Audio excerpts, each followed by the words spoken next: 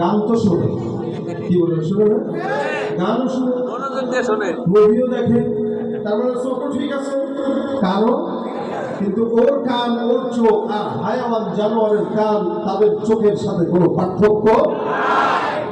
ওরও চোখ আছে, হায়াওয়ানেরও চোখ আছে, ইনসানেরও চোখ আছে।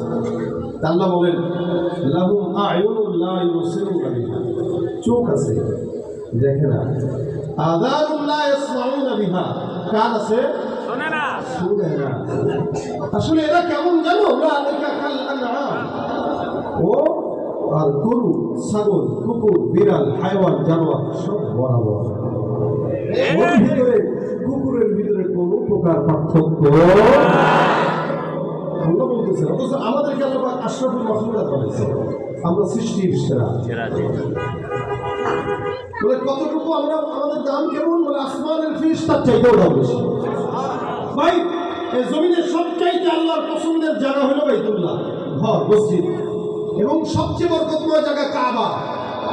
একটা ইনসানের দাম কত জানেন? একটা মুমিনের দাম নবী করিম সাল্লাল্লাহু আলাইহি ওয়াসাল্লাম কাবা ঘর তাওয়াফ করতেছেন, আল্লাহর ঘর তাওয়াফ করতেছেন, আর কাবার দিকে তাকায় তাকায় বলতেছেন, এই কাবা তুমি জানো এই তোর জন্য হাজার হাজার মানুষ এই মক্কায় ছুটে আসে।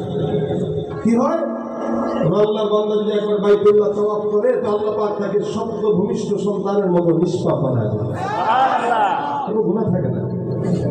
দুনিয়া তো অনেক ঘুরলেন, বাইতুল্লাহ ঘুরেন নাই, একবার নিয়ত করেন টাকা জমানোর ব্যবস্থা আল্লাহ করে দেবেন।